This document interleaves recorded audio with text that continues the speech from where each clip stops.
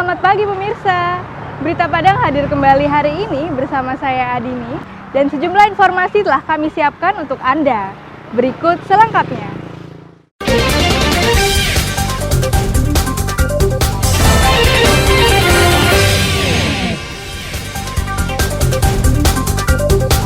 Diduga ditipu penyedia hewan kurban, sejumlah musola dan masjid di Kota Bukit Tinggi batal menyembelih hewan kurban.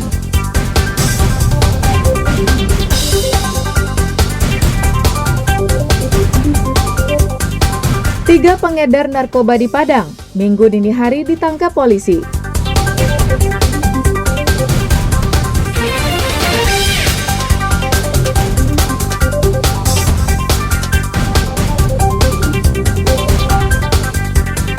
Air sungai Taman Geopark Siloke di Sijunjung keruh akibat penambangan emas.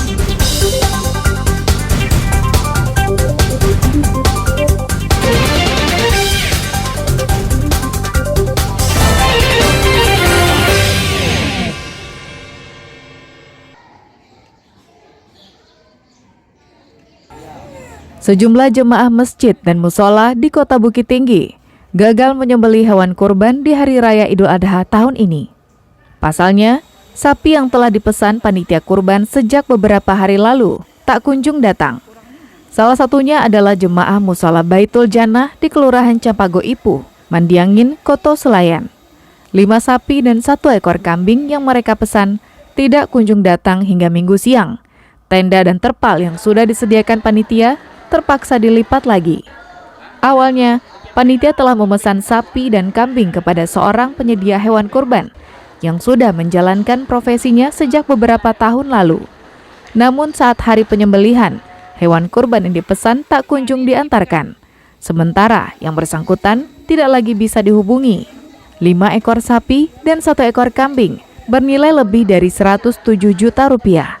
Merupakan hewan kurban dari 36 peserta yang akan dibagikan kepada 350 orang pemegang kupon. Dan hari ini kebetulan kami pada hari Ahad ini memang betul-betul sudah sepakat hari ini hari kedua Raya Idul Adha untuk pembantaian.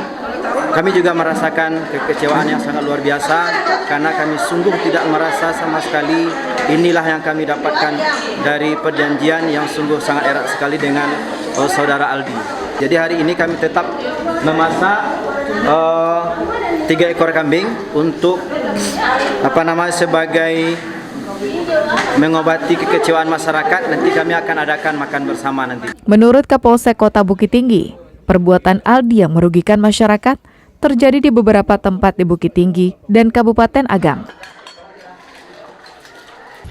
Bukan kejadian di 2 tempat saja, ternyata juga terjadi di kelurahan, di masjid Taufik, Kota Dalam, Kelurahan Pulai. Di situ Babin Kamtimas kita juga mendapatkan informasi bahwa masyarakat atau pengurus musola telah memberi sapi sebanyak 2 ekor kepada pihak Aldi, di mana sampai saat ini sesuai dengan janji bahwa mereka akan melakukan pemotongan hari ini, namun sapinya belum juga didatangkan. Untuk mengobati kekecewaan panitia dan warga di sekitar Musola Baitul Jannah, panitia memasak 3 ekor kambing kurban untuk dimakan bersama. Masyarakat berharap polisi segera mengusut permasalahan ini dan menangkap pelaku yang diduga telah menipu. Dina Amrina melaporkan dari Bukit Tinggi.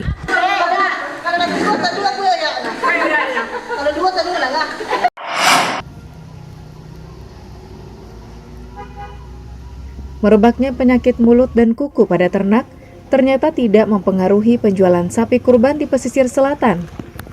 Hal itu terlihat dari aktivitas penjualan sapi di Pasar Ternak Lakitan, Kecamatan Lengayang. Tahun ini penjualannya masih sama seperti tahun-tahun sebelumnya.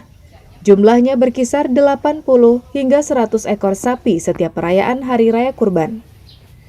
Hanya saja, waktu dan proses pembelian yang berbeda dari tahun-tahun sebelumnya.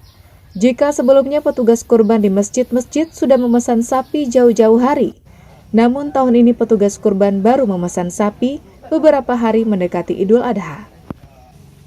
Selain itu, proses pembelian lebih rumit dari sebelumnya, karena sapi-sapi yang dijual harus dilengkapi surat kesehatan serta surat dari daerah asal. Hal itu untuk memastikan sapi yang dibeli sehat dan layak untuk disembelih. Soal harga, tak jauh beda dari tahun lalu. Jenis sapi simbal daging 75 kg dijual 16 juta rupiah, sedangkan jenis sapi Bali daging 70 kg dijual 14 juta rupiah per ekor. Pedagang ternak di daerah ini membeli sapi berdasarkan perkiraan berat daging pada seekor sapi. Pedagang yang telah berpengalaman dengan hanya melihat sapi yang tertambat, mereka bisa menaksir berat daging pada sapi tersebut. Biasanya, taksiran mereka tak pernah meleset.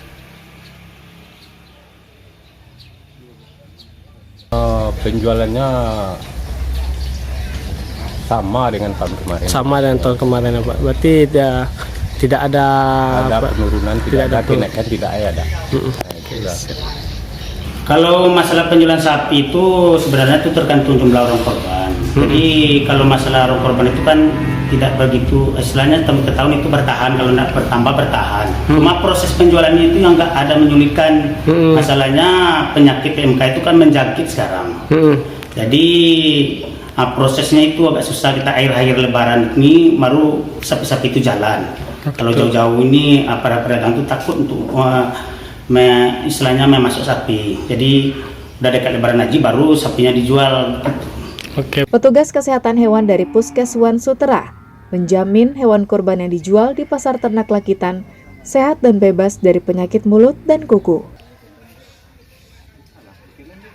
Jadi penjaminan terhadap masyarakat tentang sehatnya sapi tersebut sehingga dapat dimanfaatkan atau dikonsumsi oleh masyarakat dan tidak menyebabkan keresahan di masyarakat.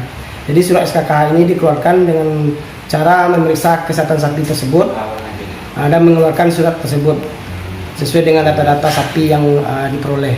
Pesisir Selatan merupakan salah satu daerah penghasil sapi di Sumatera Barat. Sementara kasus positif penyakit mulut dan kuku di daerah ini masih tergolong rendah dibanding daerah lain di Sumatera Barat dengan 138 kasus.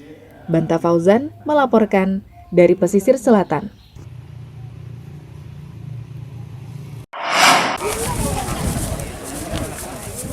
Beginilah upaya petugas pelaksana kurban di Desa Rawang, Kota Pariaman, Sabtu siang. Mereka berjibaku sekuat tenaga menumbangkan sapi-sapi kurban. Tak jarang, sebagian ada yang terpental karena serudukan tanduk sapi. Penyembelihan sapi kurban dilakukan di satu lapangan terbuka. 16 sapi kurban ini tidak dipisahkan satu sama lainnya. Sapi yang disembelih belakangan bisa saja menyaksikan rekan-rekan mereka yang sudah disembelih terlebih dahulu. Diduga hal ini yang menyebabkan sapi-sapi tersebut stres dan melawan petugas.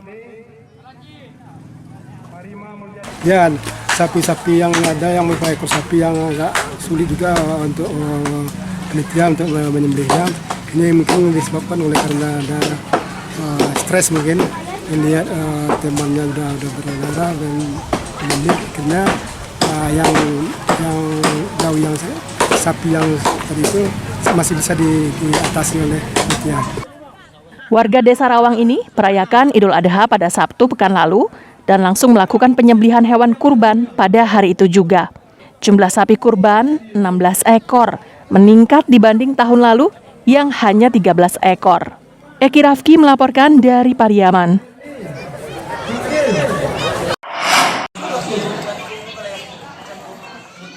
Jemaah Syatariah Masjid Nurul Yakin Simpang Tabing, Kecamatan Koto Tangah, Kota Padang, Minggu siang menyembelih hewan kurban. Mereka punya ritual sendiri dalam penyembelihan ini. Sapi-sapi yang akan disembelih terlebih dahulu dimandikan dengan air limau atau jeruk nipis. Kemudian diberi bedak beras. Setelah itu, sapi-sapi ini disisir bak seorang pengantin. Ritual ini dilakukan bersama-sama para peserta kurban secara bergantian. Sementara panitia kurban menyiapkan pisau yang tajam agar saat menyembelih tidak menyakiti hewan kurban.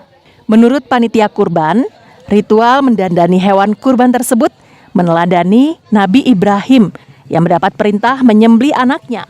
Ritual ini dilakukan turun-temurun sejak puluhan tahun silam. Penyembelihan hewan kurban dilakukan jemaah Tarekat Syatariah Masjid Nurul Yakin ini setelah mereka melaksanakan salat Hari Raya Idul Adha pada Minggu pagi. Untuk yang di bedak dan di ini maknanya itu kita mencontoh kepada di zaman Nabi dan Rasulullah waktu Ismail itu mau disembelih, orang tuanya itu memberikan wangi-wangian, parfum, dimandikan, diberikan pakaian yang bagus. Nah, selayaknya istilahnya itu pengantin gitu. Jadi itu yang dilakukan di waktu zaman Rasulullah.